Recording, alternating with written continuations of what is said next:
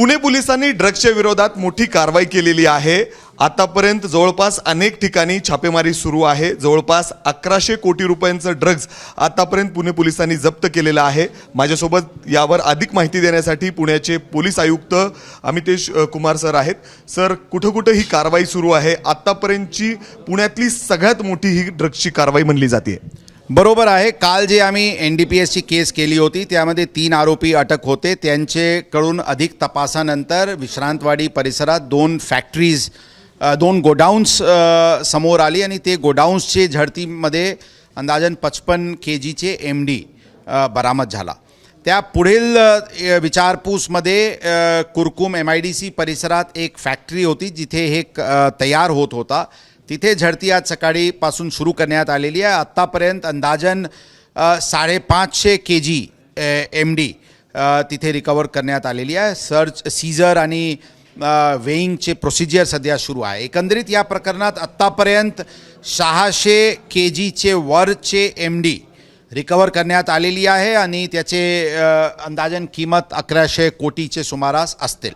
यामध्ये आणखी जे अपवर्ड लिंकेजेस आणि डाऊनवर्ड लिंकेजेस पूर्ण अनर्थ करण्याची दृष्टिकोनातून वेगवेगळ्या ठिकाणी टीम्स आमची प्रीपोजिशन करण्यात आलेली आहे आणि विचारपूस आणि आवश्यक इनपुट्सप्रमाणे वेगवेगळ्या ठिकाणी कारवाई करण्यात येईल।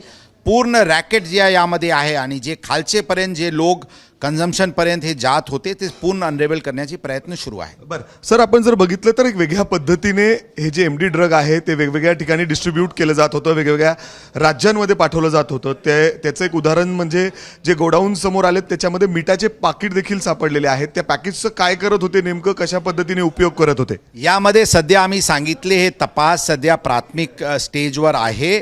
ही सगळी एक ऑर्गनाइज्ड रॅकेट म्हणून चालू होता। मॅन्युफॅक्चरिंग असतील, मॅन्युफॅक्चरिंगमध्ये केमिकल मध्ये या फील्डमध्ये जे एक्सपर्ट्स आहेत त्याचे वापर, नंतर पूर्ण डिलिव्हरी सर्व्हिस, कुरिअर सर्व्हिस यामध्ये मोठ्या प्रमाणात रॅकेट इन्व्हॉल्ड आहे। ते पूर्ण अनर्थ करण्याची दृष्टिकोनातून पोलिसकडून प्रयत्न सुरू आहे। सर, आतापर्यंत यामध्ये आपण किती लोकांना अटक केली आहे, ताब्यात घेतलेला आहे? या 3 लोक जे काल अटक होते तेच अटक आहे। 2 आणखी लोकांना ताब्यात घेण्यात आलेले आहे। याचे मुख्य सूत्रधार काही फॉरेन नॅशनल्स पण असू शकतात। त्या सर्व दृष्टिकोनातून तपास सुरू आहे। सर, जर आपण बघितलं तर कोट्यावधी रुपयाची हे हा सगळा मुद्देमाल आहे। नेमकं कुठं जात होता? यामध्ये आणखीन कोणी मोठे इन्व्हॉल्वमेंट आहे का? कशासाठी नेमकं म्हणजे MIDC मध्ये जे प्रोडक्शन झालं? आता आम्ही सांगितले हे तपास प्राथमिक स्टेजवर आहे। पूर्ण डिटेल माहिती आपल्याला नंतर देण्यात येईल। सर, कुणी इंटरनॅशनल रॅकेट मुंबईपर्यंत हा पूर्ण पोहोचलेला आहात का? मुंबईतील देखील काही नावं समोर यामध्ये देशाचे वेगवेगळे भागात ही रॅकेटची लिंकेजेस असल्याचे प्रथमदर्शनी दिसते।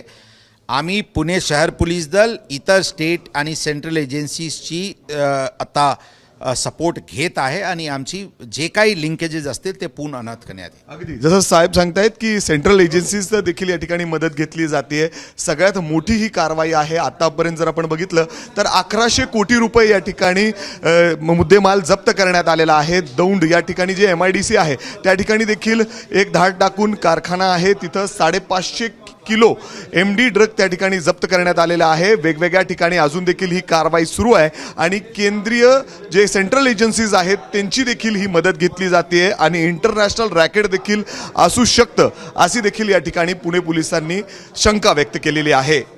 कॅमेरामॅन विजय राऊतसह मी मिकी घई, ABP माझा, पुणे। ABP माझा, उघडा डोळे बघा नीट।